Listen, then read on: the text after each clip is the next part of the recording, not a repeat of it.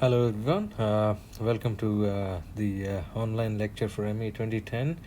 This will be lecture 23 and this will be on static friction. I hope everybody is doing safe and staying healthy. So plan for today's lecture is we will solve a couple of problems on static friction and we will continue doing so in the next lecture as well. Okay, so today's lecture, the aim for today's lecture is to solve problems on static friction.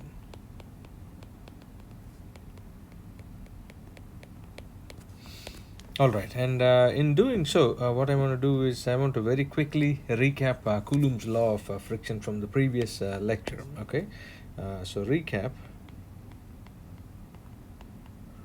Coulomb's law of friction of static friction.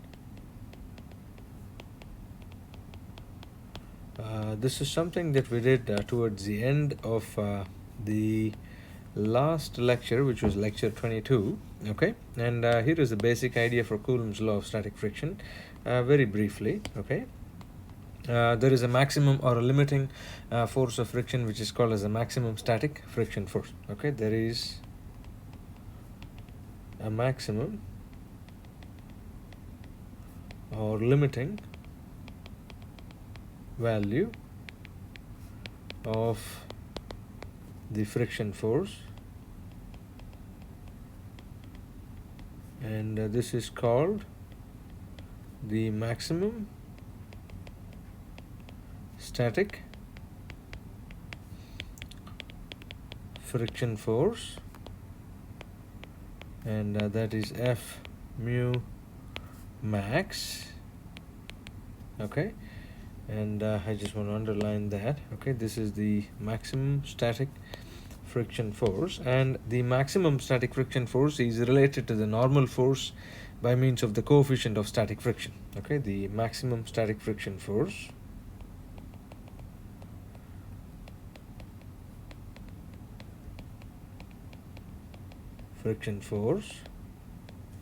which is F mu max is equal to mu s times n, where mu s is the coefficient of static friction.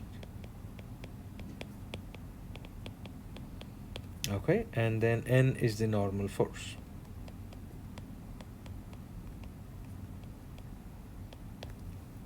Okay, and since this is the case, then we come to the second conclusion, or a pair of conclusions from Coulomb's law. Okay, this is the following idea. If F mu is the force of friction on the body, so say F mu is the force of friction on the body, then we have the following conclusions. Okay, so the first conclusion is 1. If F mu is less than F mu max, that is, if F mu is less than mu s times n, then this implies that the body is in static equilibrium. Okay, body is in static equilibrium. Okay, this is satisfied. Then we come to the second conclusion. Okay, if F mu is equal to F mu max, that is, if F mu is equal to mu s times n, then we have the following situation. The body is still in static equilibrium, but motion is impending. Okay, so body is in static equilibrium, but motion is impending.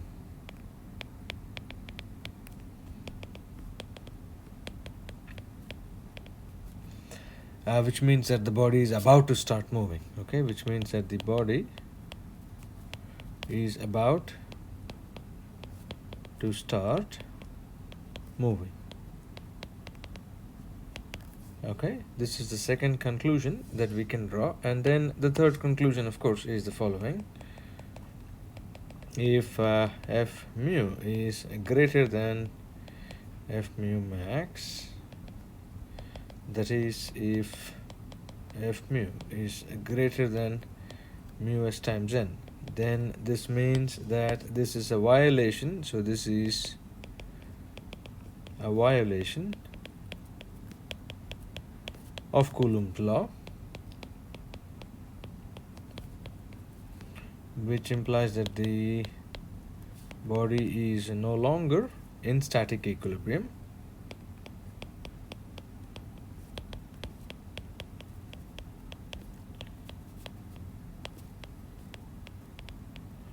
And this implies that the body is actually in motion, which implies that the body is in motion. Okay, I'll just rate this a little better. Body is in motion,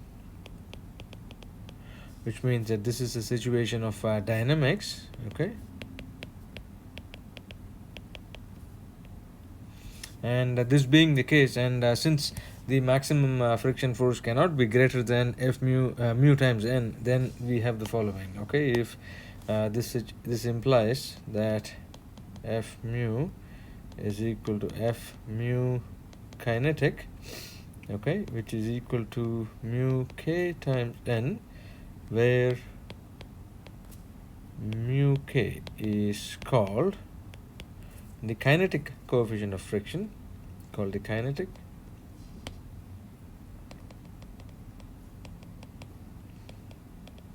friction coefficient,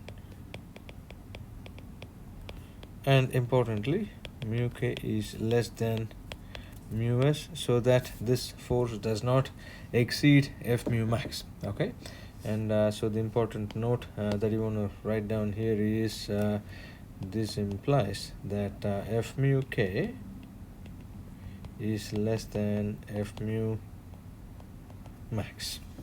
Okay, so the following conclusions are drawn. The first conclusion is the following. First is that there is a maximum or limiting value of the static friction force. This is called as f mu max, and f mu max is mu s times n. Mu s is the coefficient of static friction, and n is a normal force. Now the second situation is, let's say that f mu is the force of friction on the body. Then we have the following conclusions. We can say that f mu is less than f mu max, then the body is in static equilibrium, if that is the situation. We have a situation where if f mu is equal to f mu max, the body is in impending motion. So this is a special situation. Okay, so motion is impending. So in this situation, I just want to write this here. Okay, motion impends.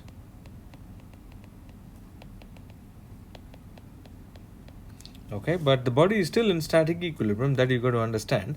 Then in the third case, if this is the case, then we are in the region of dynamics. Okay, so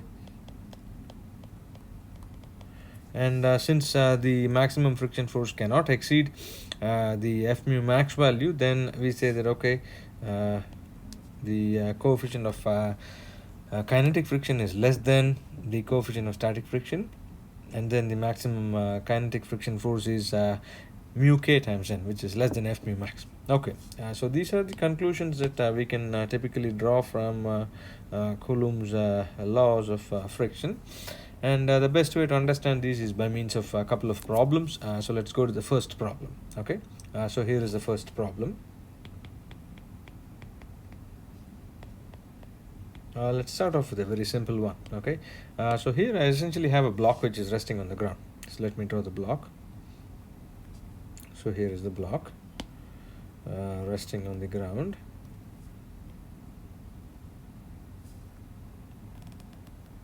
So block, and then the ground, which is drawn in the color black. Okay,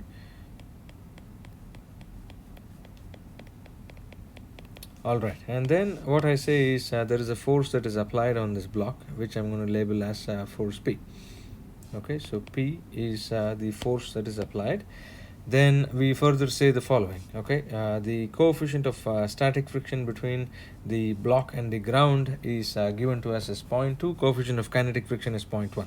Okay, so I'm just going to write that here. Okay, and then we will write this in a statement as well. So we are told that mu s is equal to 0.2, mu k is equal to 0.1, and then the mass of this block, okay, block B, okay, the mass of this block is given to us as 100 kilograms.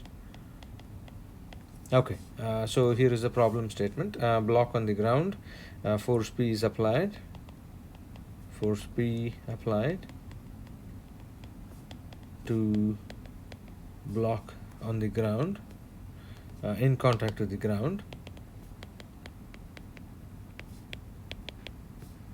A fixed ground. Okay, the coefficient of static friction between the ground and the block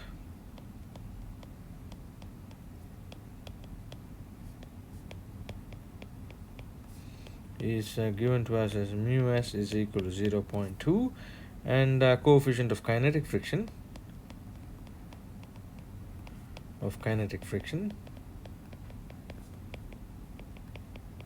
between the block and the ground. Okay,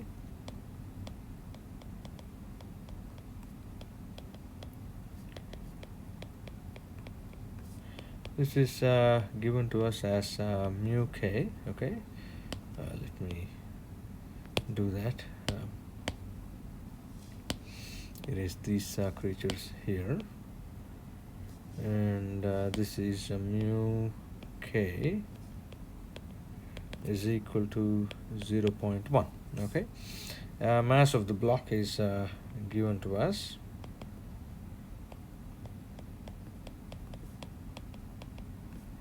Is 100 kilograms, and let me say that acceleration due to gravity is 9.8 meters per second square. So G is 9.8 meters per second square. If the mass is given, then we have to multiply by acceleration due to gravity to get the weight.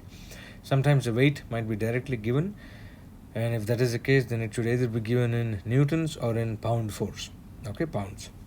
Now we are asked to consider the following three situations. Okay, consider the following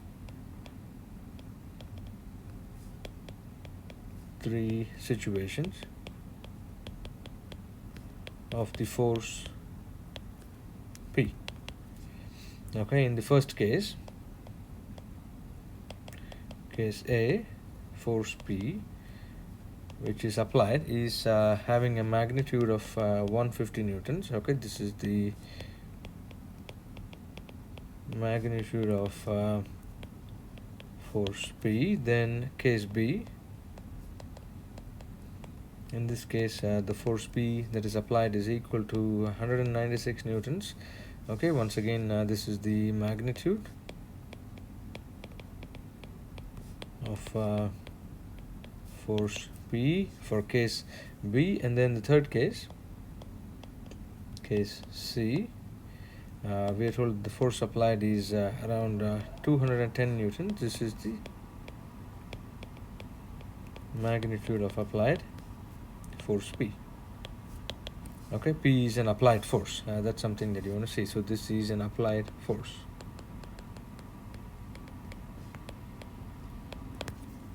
Okay, and these are the three cases. What do we need to do in this problem? So for each case,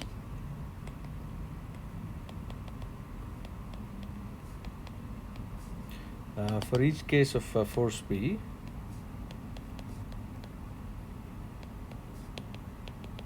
decide whether the block is at rest or in motion. Okay, this is the first thing. And then for each case of force P, of force P, what is the value of the friction force on the body, of the friction force between the body and the ground, block and the ground at the contact surface.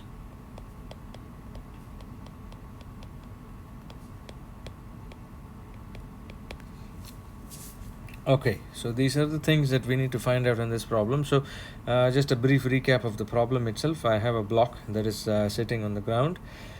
There is a force applied. This force applied is capital P. The mass of the block is given to us. The kinetic and static coefficients of friction are 0.2 and 0.1 respectively, as shown here. We are asked to consider three cases of the force P applied: 150, 196 and 200 newtons. And then for each case of the force P, decide whether the block is at rest or in motion. That's the first thing that we need to find out. Then the second thing is for each case of force P, what is the value of the friction force between the body and the ground at the contact surface? Okay, solution for this problem. How do we start off? Okay, for the solution, okay, the strategy is assume that the block is in static equilibrium and then go through the different cases of motion according to Coulomb's law. Okay, so assume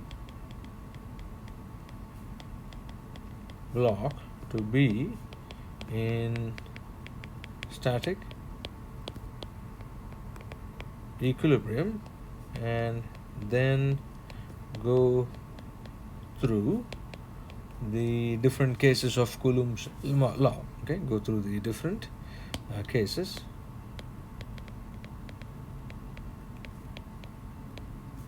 of Coulomb's law.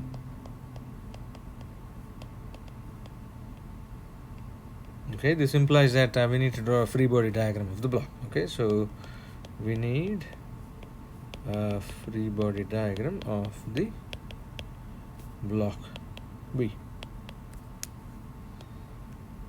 Okay, that is imperative. And the key statement here is we're going to assume that the block is in static equilibrium. Okay, fairly straightforward. I mean, there is a block, you just have to draw the free body diagram. Okay, so here is the free body diagram of the block. Okay, so FBD of the block. So I just draw the block first. So here is one, then this one here, and then that kind of completes the block. And then what are the forces that are acting? I have the force P that is applied on the block, so that's the first thing I draw. Okay,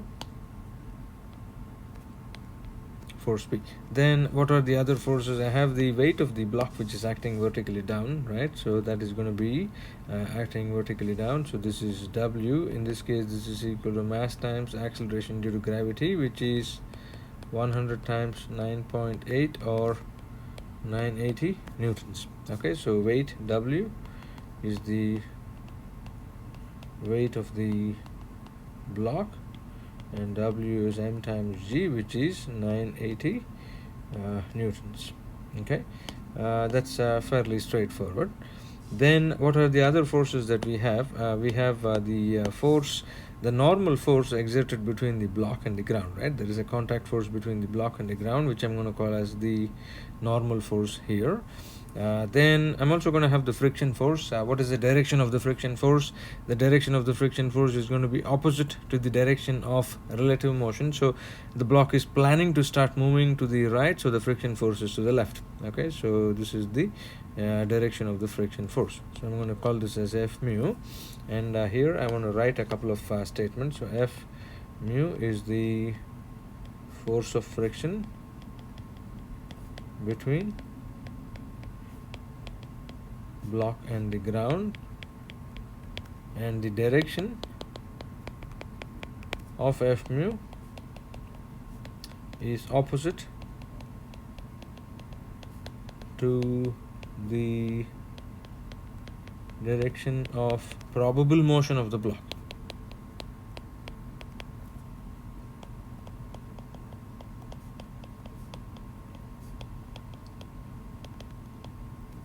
Okay.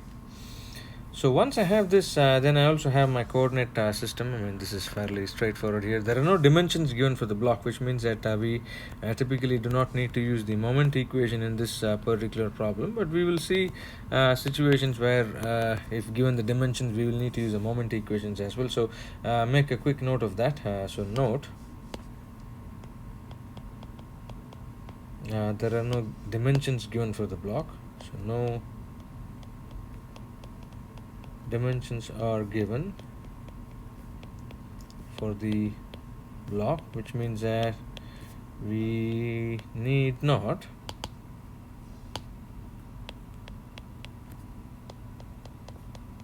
use any moment balance equations, which means that all we need to do is only force balance here. Okay.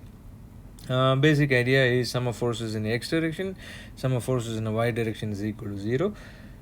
So let me start off with that. So for all the three cases, the equations are going to be the same. Okay, that is also another note that I want to make. Okay, so note, for all three cases, case A, case B, and case C of the problem, the free body diagram is the same, which means the equations from static equilibrium are also going to be the same.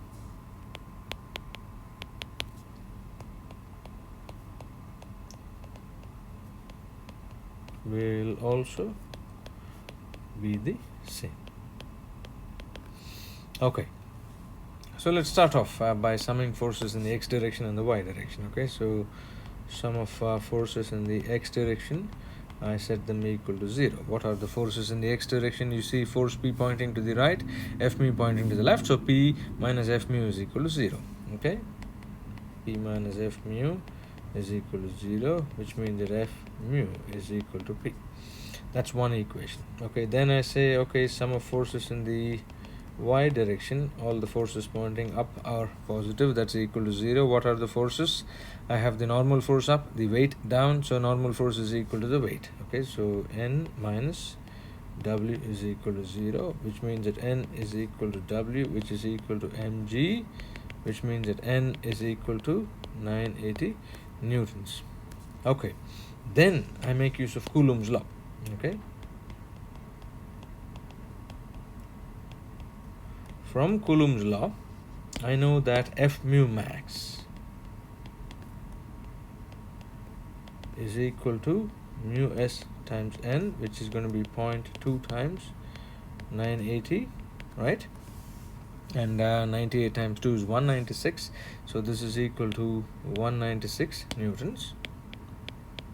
Okay, which means that F mu max is equal to 196 newtons. And the important thing here is this F mu that you're seeing here is the force of friction on the body. Okay, force of friction on the block. This F mu is coming from Coulomb's law. Okay,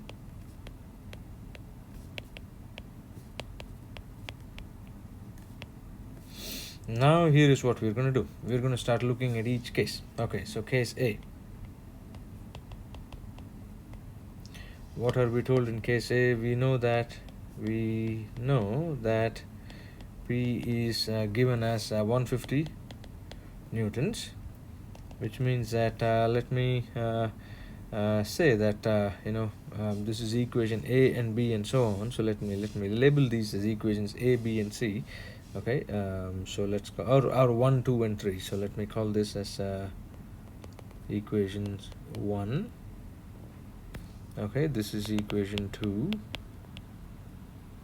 and this is equation 3. Okay, here is equation 3. Okay, so from equation 1 we know that F mu is equal to P, which means that F mu is equal to 150 newtons. But from equation 3, F mu max is equal to 196 newtons. And so compare.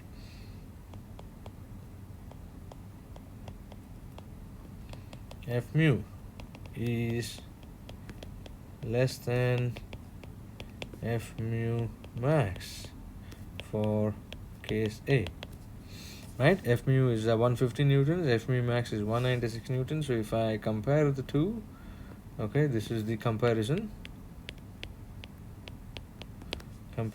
leads to the following result, right? Which tells me that F mu is less than F mu max, and since F mu is less than F mu max, we know that the body is in static equilibrium, which means that F mu less than F mu max implies body is in static equilibrium, okay, which means that for case A, for P is equal to 150 newtons, body does not move, and the force of friction and F mu is equal to P is equal to 150 newtons. Okay, this is the conclusion for case A. So once again, for case A, we know that the applied force is 150 newtons, and then we compare and say, okay, F mu is equal to P, that's from equation 1, but from equation 3 we see that F mu max is 196 newtons, F mu is less than F mu max, so the body is in static equilibrium. Okay, this is the case for case A. So case B is what we need to look at next. Okay, if I look at case B, so from we know P is equal to 196 newtons. This is for case B, right? Then from equation 1, we know that F mu is equal to P, which means that F mu is equal to 196 newtons. But from equation 3, we see that F mu max is equal to 196 newtons. And so if I do the comparison,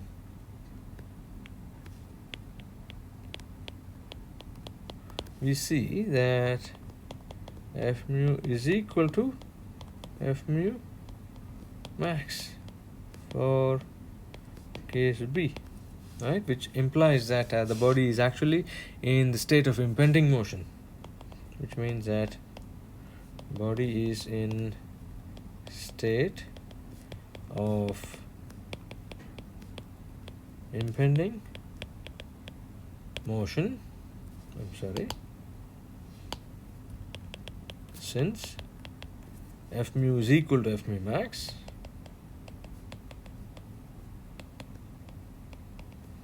and the body is still in static equilibrium. I mean, impending motion means that the body is about to move. It has not started moving, but it's on the verge of moving, and so body is in static equilibrium and on the verge of moving.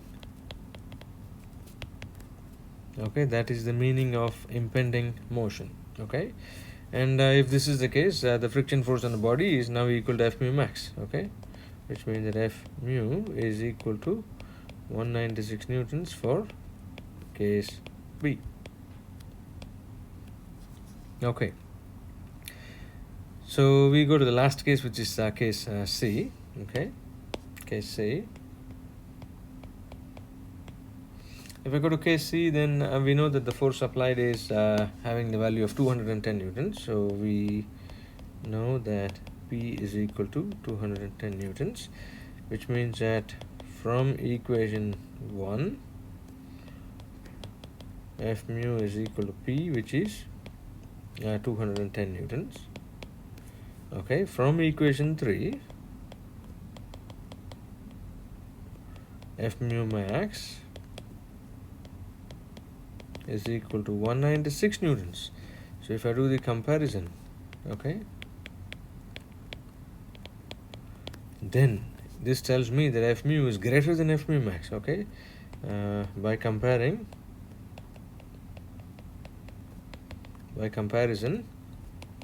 F mu is greater than F mu max, which means this is a violation of Newton's law, Coulomb's law. Sorry, violation of Coulomb's law, which implies, so this implies that for case C, body is not in static and actually for case C the body is in motion, which means that for case C body is in motion, which means that F mu is equal to F mu k, which is mu k times n, or 0.1 times 980, which is 98 newtons. And you can note here that F mu k is 98 newtons is less than F mu max. Okay, and so we have a nice problem. I mean, it kind of recaps pretty much all we have been seeing for the different cases. So I just go back in a recap situation. So I first assume that the block is in static equilibrium. I draw the free body diagram. Okay, I have the force P, weight of the block, the normal force, and the force F mu. I use my usual XY coordinate frame. There are no dimensions given, so we don't need to use a moment balance here. Okay, then we consider the first, we consider force equilibrium in X direction and Y direction. We get the following equations. Then we say, okay, for case A, the force applied is 150 newtons. Then we see that the force of friction is, which is equal to the force applied from the equilibrium equations. Equation 1 is 150 newtons. Then from equation 3, we see that from Coulomb's law, F mu max is 196. By comparison, F mu is less than F mu max. So the body is in static equilibrium. Okay, this is true for case A. Okay, then since the body is in static equilibrium, F mu is equal to the force applied in this case by force balance and 150 newtons. Okay, then we go to case B, where we see that, okay, the force applied is 196 newtons. F mu is equal to P, which means that F mu is 196 newtons. But from equation 3, we know that F mu max is 196. So the force of friction on the body is equal to the maximum static friction force. This is the case of impending motion. Okay, so the body is in a state of impending motion. So which essentially means that the body is still in static equilibrium and it's on the verge of moving. And this is the meaning of impending motion. Okay.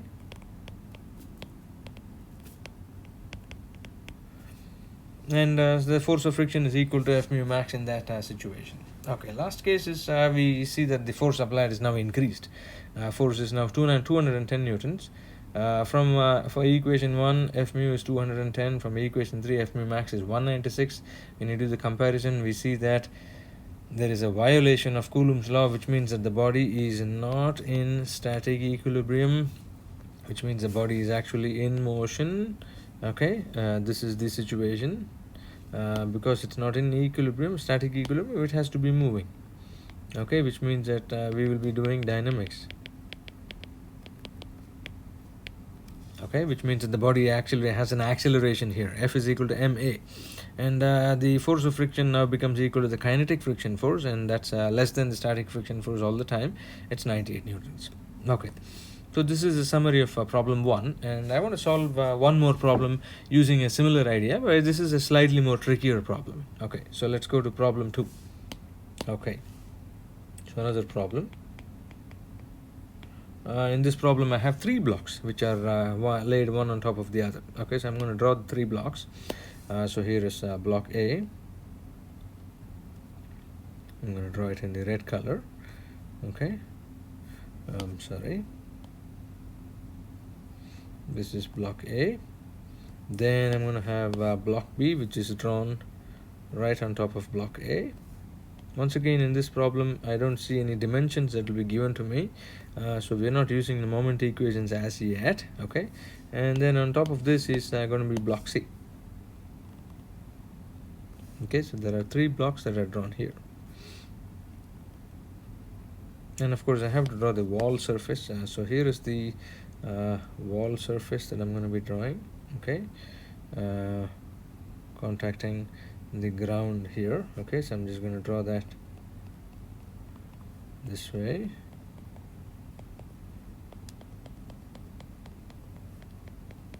So let me call the ground as G. This is block A. Then this is block B. And this is block C. And block C is actually attached to the wall by means of a cable. Okay, so here is the cable that is attached to the wall for block C. There is a nice slope triangle that is given to me for block C for the cable. Okay, I'm going to draw that slope triangle in a minute here. This is going to be the following slope triangle: 15, 8, and 7. So this is 15, this is 8, and this is 17. Okay. Then I'm told the following as well. The coefficient of friction between block B and C, block A and B, and block A and the ground are given to me. Okay, so this is going to be mu BC. Okay, this is going to be mu AB or mu BA, does not make a difference to me. Okay, I'm just going to call it as mu AB, and this is mu AG. Okay, this is given to me as the following: 0.5, 0.3, and 0.2. So this is 0.5, this is 0.3, this is 0.2, and then I'm told that the weight of the blocks are given to me. Okay, so what am I given in this problem? So given the coefficient of static friction between blocks B and C, A and B, and then A and the ground. Okay, coefficient of static friction between block B and C. This is given to me as mu BC, which is 0.5. Then between blocks A and B, this is given to me as mu AB. This is going to be 0.3. And then lastly, between blocks A and block A and ground G, this is mu AG. This is going to be 0.2. And then I'm also given, so that's the first thing I'm given. Then the second thing I'm given in this problem is that the weight of the blocks, okay, I'm told that WA, WB, and WC are the following values. WA is 20 pounds.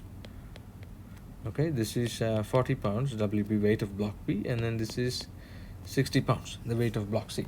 And there is a force that is applied on the block at A. Okay, so I'm going to draw that force here. So there is a force that is applied on the block at A. So this is the force P, and P is an applied force on block A. Okay, and at this point you can actually hear my neighbor mowing his grass. So if you hear a lawnmower that is pretty loud, that's not me. It's just something to break the monotony of my lectures here. All right. Okay, so what are we supposed to do in this problem? Okay, I just want to write the statement. So a force P is applied on block A. What we need to do can be actually written in two ways. Okay, so what we need to do is find the minimum value of P so that the blocks, so that there is some motion that will start, or motion impends. Okay, find the minimum value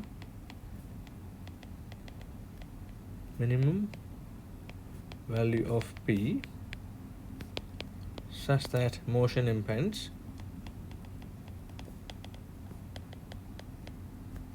or the same thing can be recast as the following: find the maximum value of P such that the blocks do not move. Okay,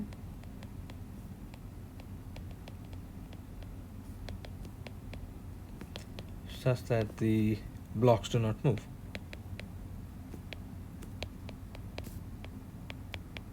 Okay, these are equivalent statements. I just want to make the note. Okay, these are equivalent statements.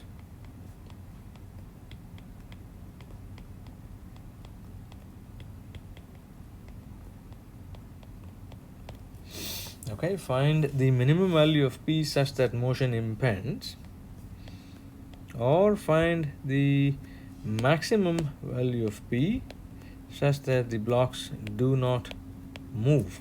Okay, all right, and here is a cable that is connecting the block C to the wall, so I just want to make a note of that. So here is a cable connects block C to the wall. Okay, and G is the ground. Everything does not move here. The ground is in static equilibrium, obviously. There is a force P that is applied, and I want to see, okay, what's exactly going to happen for these blocks. Now in this problem there are a couple of cases of motion that we need to consider. Okay, the basic idea is this. Look at the figure of the problem. I have three blocks: block A, block B, and block C, right? In the first situation, if I look at block A, okay, so here is block A, so I just want to shade them maybe in the same colors that they are drawn in. Okay, so here is block B, and lastly here is block C. Okay, now what can happen is the following. If I apply a force P, then it is possible that block A decides to slide first, but blocks B and C will stay at rest. Or it is also possible that the blocks, if I apply a force P, the blocks B and C will decide to move together as a unit. Block B and A will decide to move together as a unit, and block C will stay put. Block C always stays put because it's connected to the wall by means of this cable here. Okay, so it's not going to be moving anywhere. So here are the cases of motion for this particular problem. So I just want to make a note of that. So cases of probable motion as force P is applied. Okay, these are the cases of motion or probable motion. Okay, and so the first case is the following. Case A. As the force P is applied,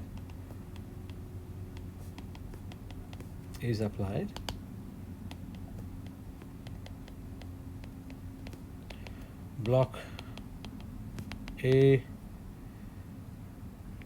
will try to slide forward, whereas blocks B and C will stay at rest. What does this mean mathematically? Okay, this implies, mathematically we can write it in the following manner. This implies that if I now call the following quantities, okay, I have A, G, B, and C. So if F mu AG is the friction force between the block A and ground G. Okay, likewise, so say F mu AB is the friction force between block B and block A, and then F mu BC is the friction force between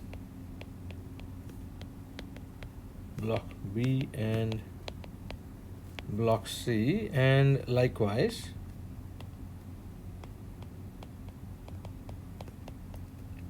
I have NAG, NAB, and NBC are the normal forces between the block A and G, and A and B, and B and C. Then case A says the following, okay?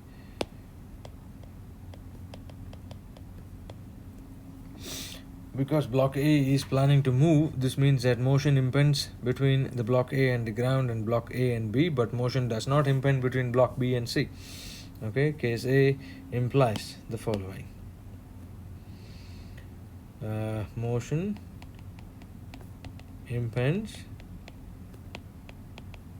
between A and G and A and B, and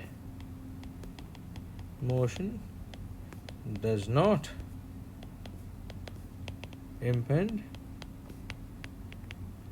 between B and C. Okay, that is the first case of motion. Okay, then I can say the following. I can have a second case of motion. Okay, case B. Okay, case B says that if I apply the force P, so as the force P is applied, the blocks A and B will move together as a unit. Okay, right. If I come here, blocks A and B move together as unit, and block C stays put. Okay, that's something that I can say is case B. Okay, so as the force P is applied,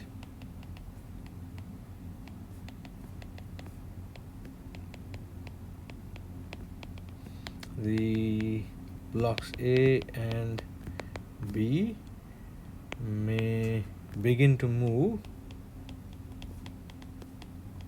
together as a unit, and block C stays put, which implies that motion impends between A and G and B and C, right? But motion does not impend between A and B. That is, B will start sliding relative to C and A will start sliding relative to the ground, but there will be no relative motion between A and B. So I just want to write these situations once again. Now, this is a tricky problem, there is no doubt about it. So here is case A. So summary.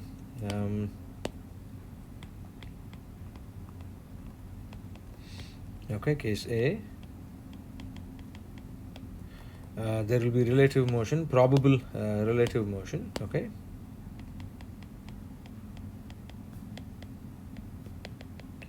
Relative motion between A and G and A and B, and no relative motion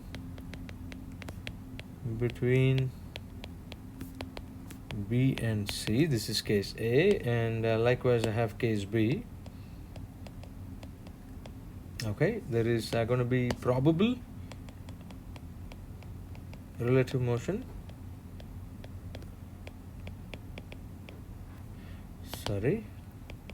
between A and G and B and C, but no relative motion between A and B. All right.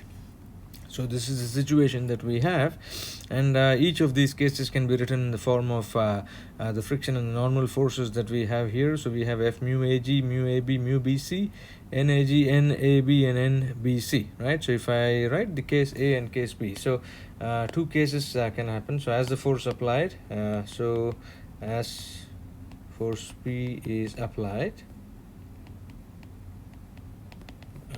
we have two probable cases of motion. that is case A, which can be written mathematically as the following. Okay, at case A, since motion impends between A and G, F mu Ag is mu Ag times N Ag, and then F mu AB is mu AB times N AB, but then F mu BC has to be less than mu BC times NBC. And what is the meaning? This means that motion impends between A and G and A and B, and this implies that motion does not impend between B and C. Likewise, I can write case B as the following. Okay, so I'm going to have F mu Ag is equal to mu Ag times N Ag. Watch this. F mu BC is equal to mu BC times NBC, but F mu AB is less than mu AB times NAB. And so if I do the following, here I can say that motion impends between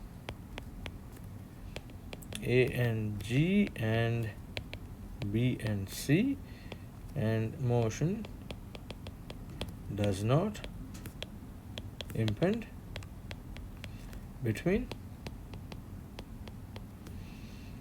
A and B.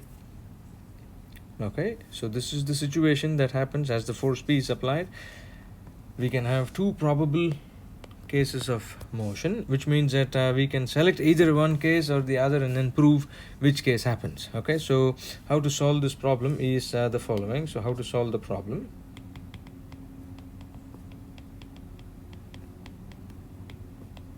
Assume one case or the other.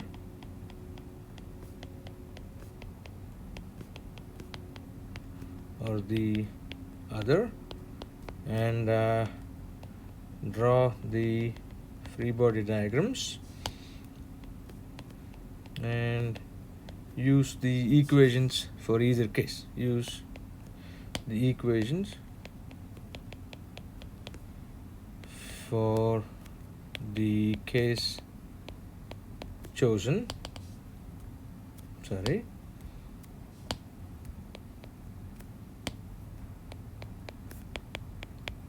Along with equations from static equilibrium.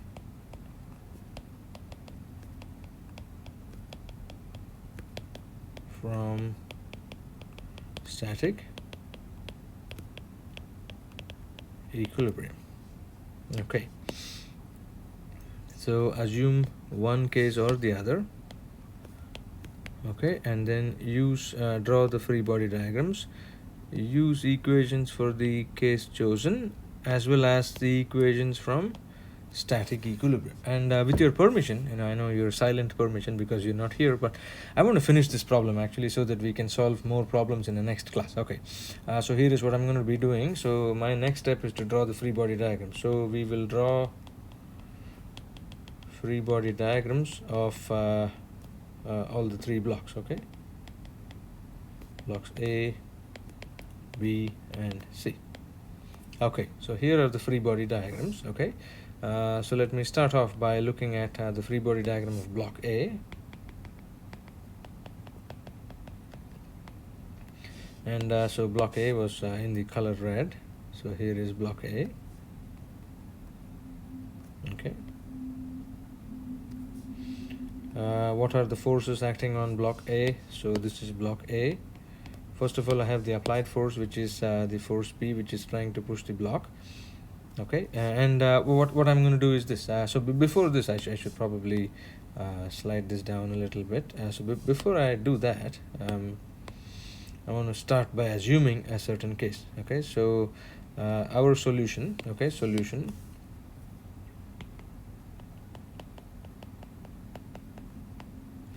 I'm going to assume. So let us assume case A as the probable answer and use those equations to see if we are correct.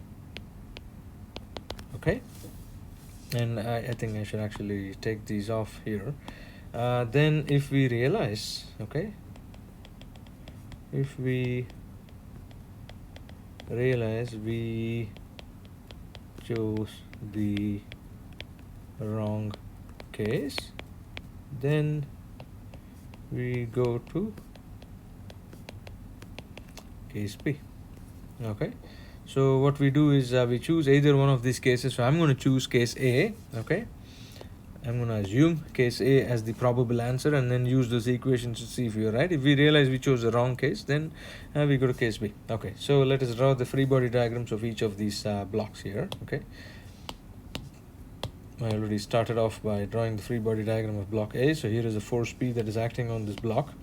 Okay, so here is the force P. Then I'm going to have the following forces. I have a force between the block A and the ground, so I'm going to call this as NAG. Then I'm going to have a force between the block A and the block B. This is going to be NAB because the block B is contacting the block A. Then I'm also going to have the weight of the block which is acting vertically down, so I'm going to call this as W of A. Okay, then what am I going to see? I'm going to see that, okay, the force P is trying to slide the block A relative to block B, which means that the force of friction is going to prevent this motion from happening, right? So this is going to be F mu A G and this is going to be F mu A B. Okay, and then I start by summing forces in the X and the Y direction. Okay, sum of forces in the X direction for block A. If I do that, then I see that the force applied P is equal to F mu A B plus F mu A G. I sum forces in the Y direction, forces pointing up. I see that NAG is equal to W of A plus NAB. Okay, I'm going to call this as equation 1. And this is equation 2. Okay, and then since we assume case A, okay, we assume case A, we know that F mu AG is equal to mu AG times NAG. Okay, that's another thing that we know, and we also know that F mu AB is mu AB times NAB, right? Which means for either of these I can rewrite equations 1 and 2 using these assumptions. Okay, and then we have the third assumption, of course, that F mu BC is less than mu BC times NBC. So I'm going to make use of both of these into equation 1. Okay, use both of these into equation 1, and so for block A I have the following equations. P is equal to mu AG times NAG, and mu AB times NAB is what I have. So this is going to be mu AB NAB plus mu AG NAG. Or if I do the substitutions, this tells me that P is mu AB in my situation is 0.3, so this is 0.3 NAB plus mu AG is 0.2, okay, NAG. This I'm going to call as equation 3, okay, and equation 2 I'm going to rewrite it again, okay. NAG is WA, which is 20 pounds, so that's going to be 20 plus NAB. Okay, this is equation 4. and then we substitute in WAB. WA is equal to 20 pounds, and this substitution I'm going to do that right here so that I get the following equation. All right, so this is equations from block A. Then I'm going to do block B and block C. So block B I think was drawn in the blue color, so free body diagram of block B.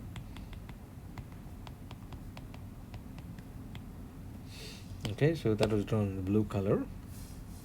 I'm just going to do that here.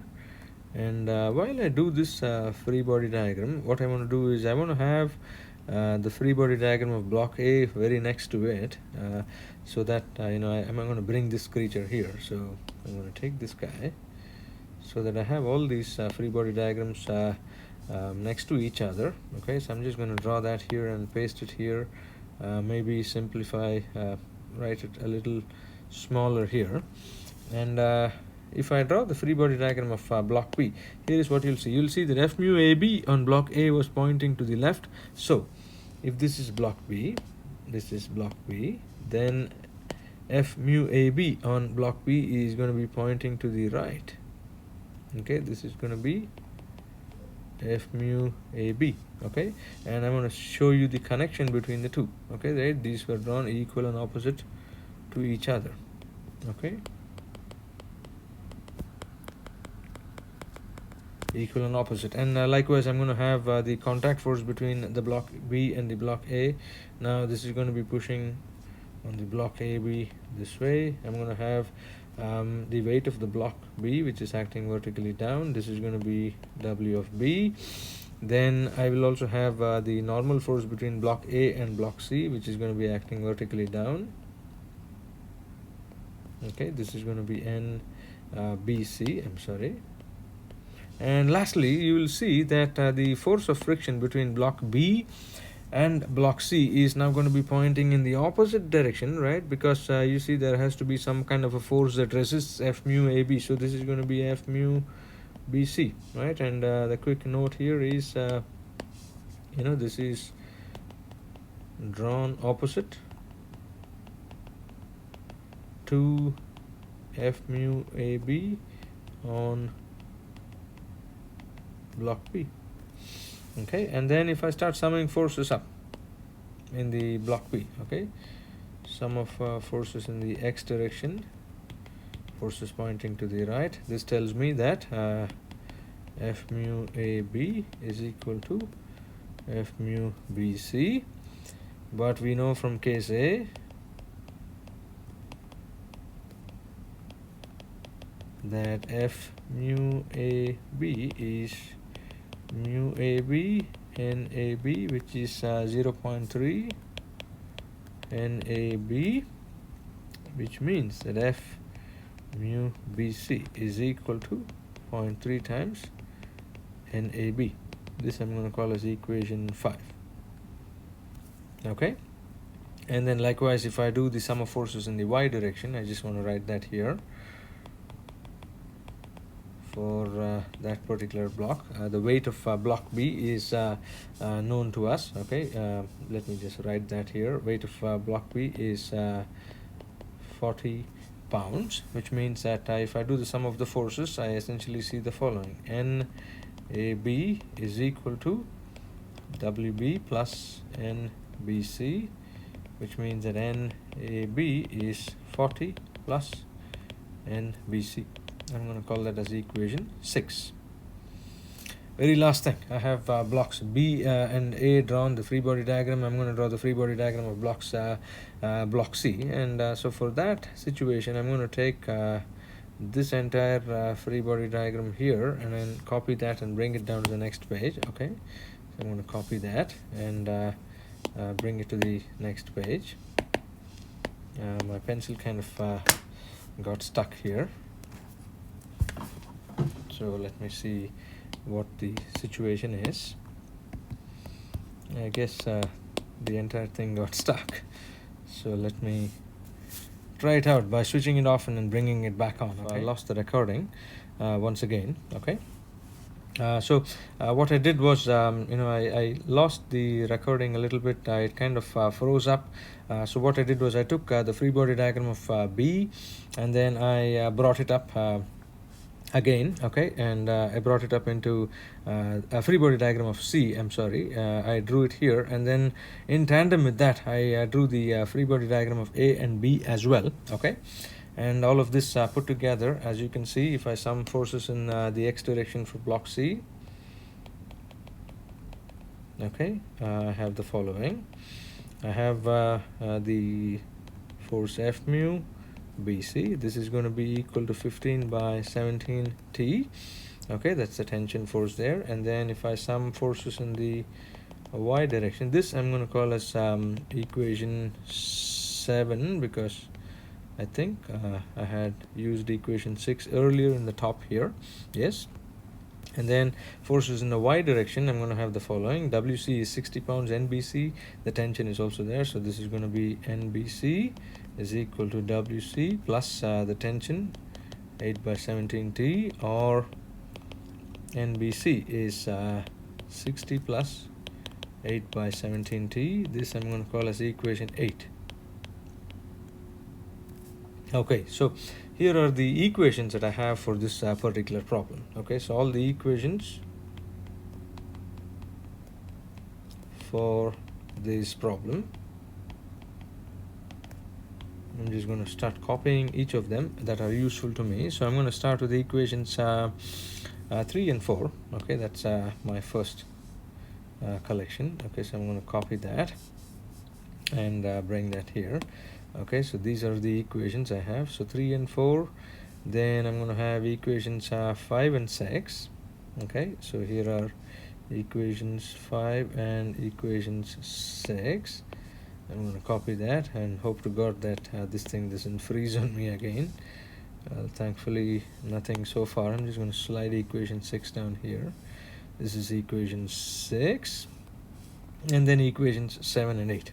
Okay, equations 7 and 8 right from here.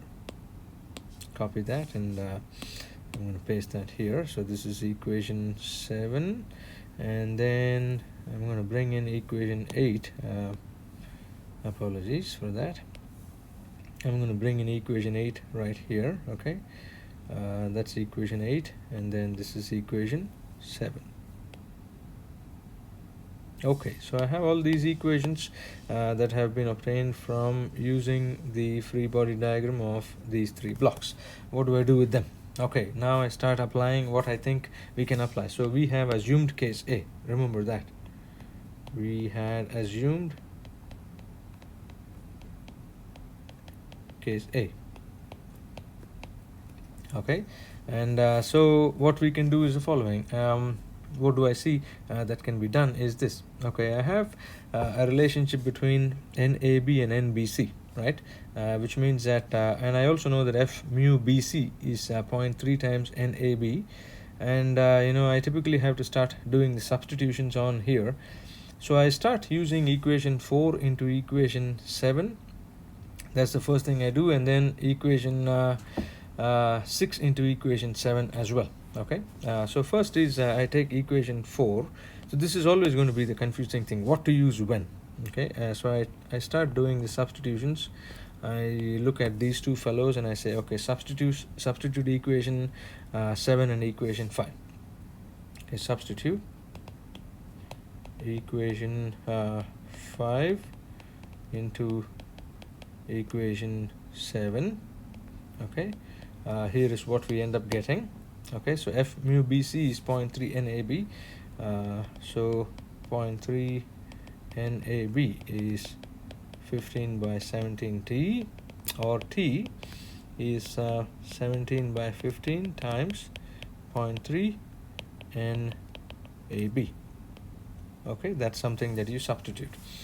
Then what I'm going to do is I'm going to look at the other equations that I typically have. I have NAG, and then I have this force P that is applied. Can I do something with those equations? I have a relationship that I can make use of essentially here. Okay, somehow I need to get the force NAB. So I have NBC, which I can write in terms of NAB. Okay, so here is what I do. I take the equation for the tension, substitute that into the equation for NBC. Okay, so substitute for tension into equation 8.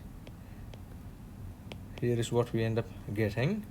This tells me that NBC is 60 plus 8 by 17T, which is 60 plus 8 by 17 times 17 by 15 times 0.3 times NAB. And I can do a couple of cancellations. Once again, apologies for going a little beyond time, but I just want to complete this particular problem. And so this essentially gives me the following. Okay, NBC is 60 plus 8 by 15 times 0.3 times NAB. Fantastic. So this is something that I have. What do I do with this? Then I start looking and saying, do I have a relationship between NAB and NBC? I do, right? I look at equation 6. Okay, then substitute this, use this in equation 6. Okay, where you have equation 6, which is NAB is 40 plus NBC, which means that NAB, which is 40 plus NBC, which implies that NAB is 60 plus, instead of NBC, I'm going to have the following. It's going to be 40 plus NBC, and well, I have to, apologies for this. So here is NAB and NBC. So I'm going to substitute for NAB into this equation here. So instead of NBC, I'm going to write NAB. Okay, so NBC is NAB minus 40, and so I'm going to take this and plug that in there, which tells me that NAB minus 40 is equal to 60 plus 8 by 15 times 0.3 NAB, or NAB times 1 minus 8 by 15 times 0.3. I'm bringing the NAB onto the other side. This is equal to 100, right, as you can see here. And if I solve for NAB, I'm going to get a value of 119.05 newtons. Fantastic. Which means that I can calculate NAG. Because if you go back and look at the equation 4, NAG is 20 plus NAB.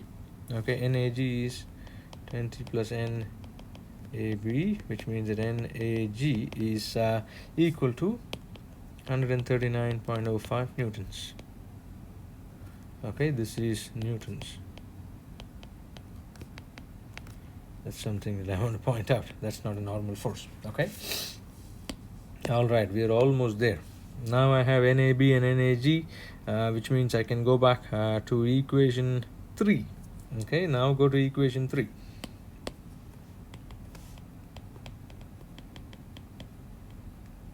I have P, which is 0.3 times NAB and 0.2 times NAG. Okay, P is 0.3 times NAB plus 0.2 times NAG, which means that P is 0.3 times NAB, which is 119.05, so 119.05 plus 0.2 times 139.05. Solve for P. I get a value of 63.5. I made a mistake here. This is actually going to be in pounds, so that is a pretty big gaffe on my part. This is apologies for that. This is so many pounds, this is so many pounds, and this is so many pounds. Okay, this is in pounds and not in newtons. Okay, that's a mistake. So please notice that these are supposed to be in pounds, which is, and not in newtons. Okay, we are using the FPS system. I was kind of thrown off by the screen capture going off. Even I get nervous sometimes. So P is 63.5 pounds. So this is what we end up getting. Okay. But do we know if this is correct or not? Now, is this the right answer? We have to check.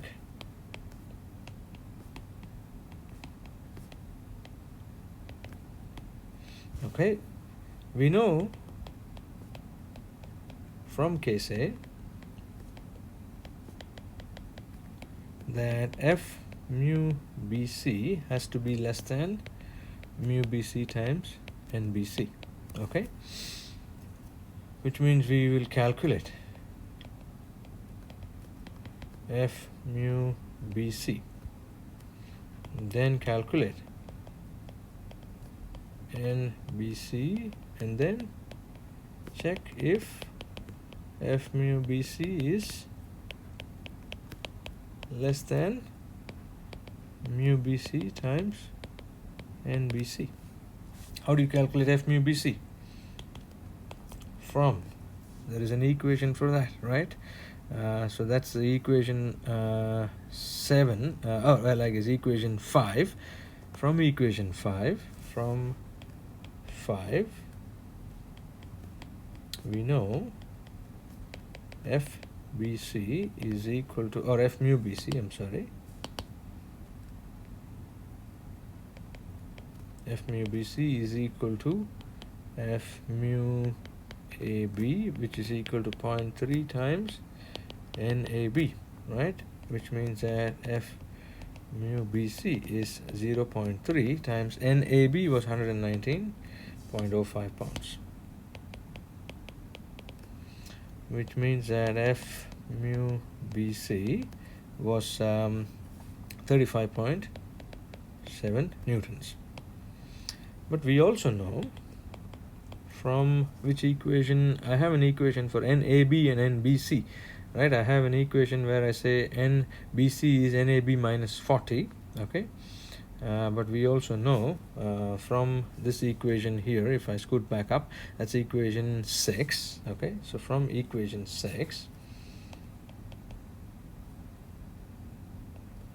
okay, we know NAB is 40 plus NBC, which means that NBC is going to be NAB minus 40. NAB we know from before is how much was NAB here? 119.05 minus 40, so that's going to be 79.05.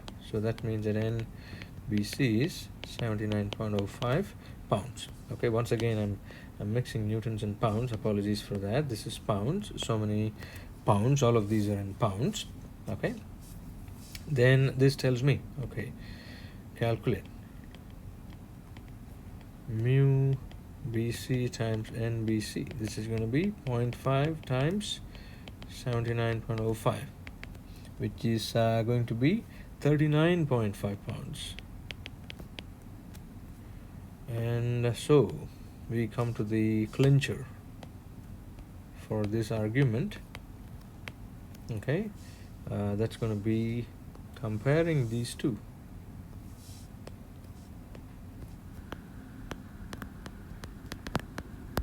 Compare. Okay, so by comparing F mu BC and mu BC times NBC, F mu BC was 35.7 pounds, mu BC times NBC was 39.5 pounds. We find F mu BC to be less than mu BC times NBC, which implies that our guess of case A is correct, which implies that the minimum P required for motion to impend is from case A, and that is 63.5 pounds. Okay, and a quick hint here is, why did I choose case A is because you look at the friction coefficient and you'll see that the coefficient of friction between A and G and A and B is the smallest of the lot. And so this was a guess, of course, but it was also an educated guess from that perspective. So this is something that I would like you to see. Sometimes you might end up having the wrong guess, which means that if you guessed wrong, then you have to go back to case B. So if we guessed wrong, if we had guessed wrong, then go and do case B, which means that these problems are going to be pretty laborious. You've got to be really careful as to what case you're going to be guessing. If you guess wrong, if you don't guess from a judicious, educated point of view, then probably you might have to do the other case. There will be problems where you'll see in the next online lecture, that we will have several cases where we will have sliding as well as tipping motion. Right? For example, if I'm given the dimensions of the blocks, then perhaps the blocks are also going to start tipping, right? They're going to start rotating with respect to one another. And so we have to consider that kind of a motion as well. And we will do that in the next class. Once again, apologies for going a little beyond time. I wanted to finish this problem so that we will solve more problems in the next class. I know that you can go a little faster on these audio lectures, so I suggest that you do that if you feel bored. But it's been a great pleasure doing this for all of you. I wish I could see you all, but I hope you're staying safe and healthy. Okay, take care of yourselves.